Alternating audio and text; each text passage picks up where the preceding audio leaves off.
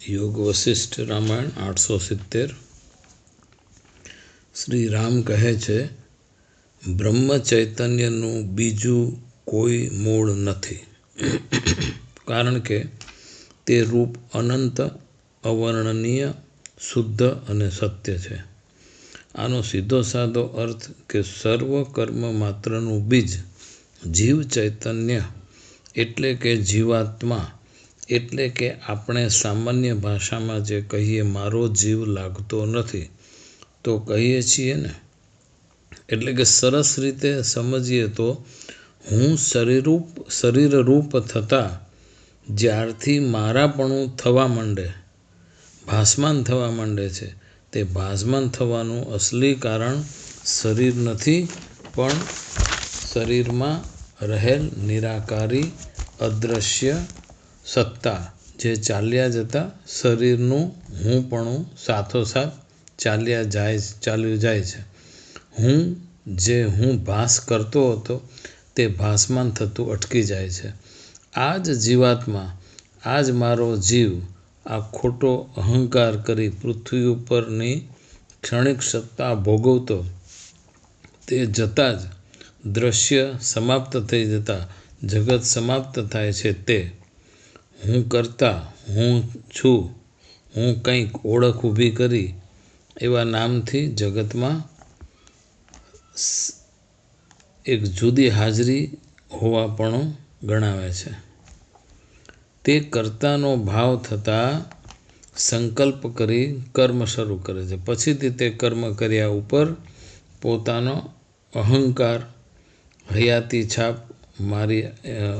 છાપ ઊભી કરે છે। તો સમજ્યા કે જીવપણું હુંપણું હોય તો જ આ સંસારરૂપી વૃક્ષ દેહરૂપી ઉગે છે।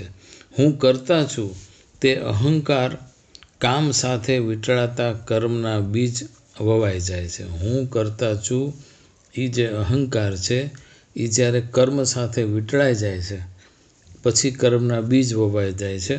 હવે ફળ આવવા વૃક્ષ થાય છે ને ફળ આવે છે, અંકુર ફૂટે છે, ફળ આવે છે, આ બધું નિશ્ચિત બની જાય છે। કર્મ કર્યું એટલે આ બધું નિશ્ચિત થઈ જાય છે। જ્ઞાની જ્ઞાન દ્વારા, વિઝડમ દ્વારા, પ્રજ્ઞા દ્વારા જાણી લે છે કે આ મિથ્યા સમજણ છે, તો પછી અસ્તિત્વ માત્ર પરમાત્માનું જ બાકી રહે છે। બરાબર? તો સમજી લઈએ કે દેહમાં આત્મબુદ્ધિ થવી એટલે કે હરતો ફરતો દેહ જ આત્મા છે તેમ માનવું અને કર્મ ઊભું થાય છે। વશિષ્ઠજી અહીં કહેવા માગે છે કે જીવાત્મા માયાની ઉપાધિ અહંકારને લઈને લેતા જ વાસના, મન, ઈચ્છા, સંકલ્પ તથા કર્મરૂપી ભ્રાંતિ ઊભી થઈ જાય છે જ। આ ભ્રાંતિ છે એ અહંકાર આપણને સ્વીકાર કરવા દેતું નથી, તો પછી તો અહંકારનું જ માનતા આપણે આસક્તિવાળા કર્મ કરતા થઈ જઈએ છીએ। આસક્તિયુક્ત પછી ફળ ઊભા થાય છે એના, અને દુખાલીમાં રહી રોદણા રોઈએ છીએ। આ જીવાત્મામાં ભાસમાન થવું એટલે ચિદાભાસ, તે જ પરમાત્માનું પ્રતિબિંબ છે। દેહરૂપી ઘરમાં રહી માયા થકી જીવન પર્યંત કર્મ કર્યા કરે છે અને કરવું પડે છે। ત્યાગ સંભવ જ નથી તેમ કહેવું છે। હવે જો ત્યાગ સંભવ જ નથી તો કર્મ કરતા ત્યાગ અસંભવ છે, ત્યારે એનો કાંઈ ઉપાય? તો વશિષ્ઠજી કહે છે કે આવી પડેલા કર્મ મનમાં હું અસંગ, હું અદ્વિતીય, હું કુટસ્થ, હું ચિદ્રૂપ, હું અકર્તા છું એવી નિષ્ક્રિય ભાવના આત્મામાં રાખી, કર્મના નામ રૂપની પણ ભાવના મનમાં ન રાખી કર્મ વ્યવહાર કરવા, તો કર્મ ત્યાગ અને ચિત્ત ત્યાગ એની મેળ જ થઈ જાય છે। જે સ્થૂળ દ્રષ્ટિએ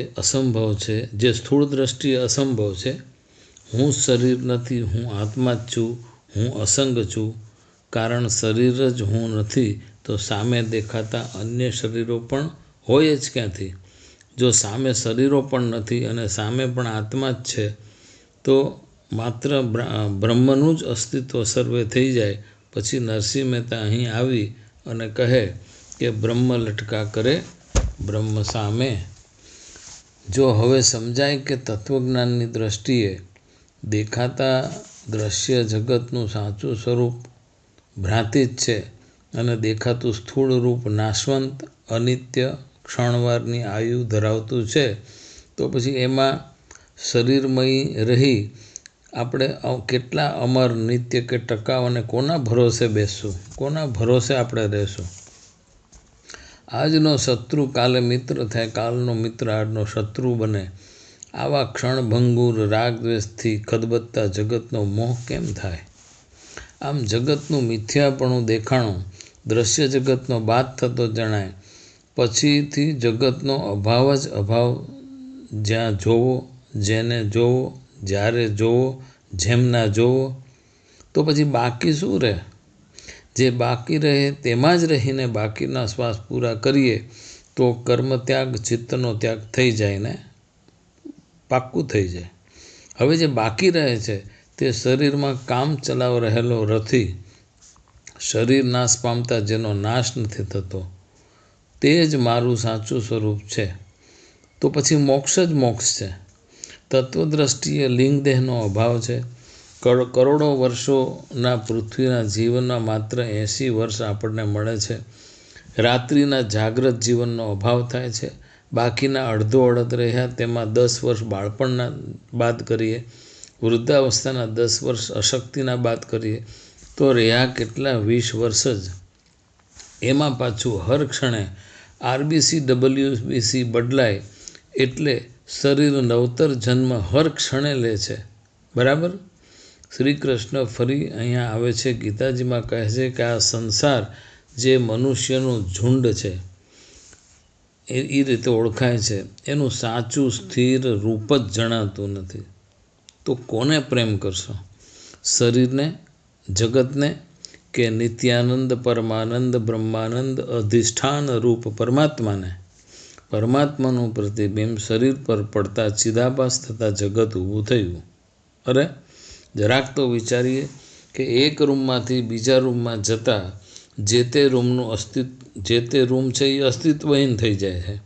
તો આવડા મોટા વિશ્વને માત્ર મનની કલ્પનાથી જ તો આપણે ઊભું કરીએ છીએ અને પછી રોકકળ ચાલુ રાખીએ છીએ અને કરીએ છીએ. જય હો, જય હો, જય હો.